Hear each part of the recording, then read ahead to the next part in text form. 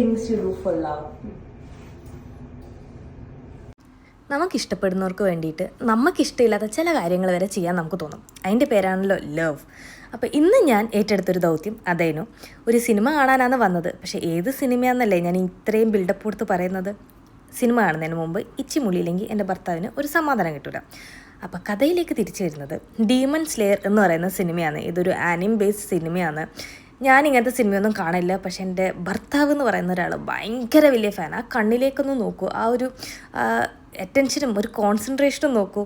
ആദ്യം ഭയങ്കരമായിട്ട് എക്സൈറ്റഡ് ആയിട്ടുണ്ടായിരുന്നൊരു സിനിമേനു. ഇത് പോയി കൂടെ കാണാൻ ആരും ഇല്ലാത്തൊരു വിഷമം ഇങ്ങനെ എന്നോട് പറഞ്ഞു സാരല്ല ഞാൻ വരാം, ഞാനൊരു നല്ല എൻ്റർടൈനർ ആയിരിക്കുന്നു.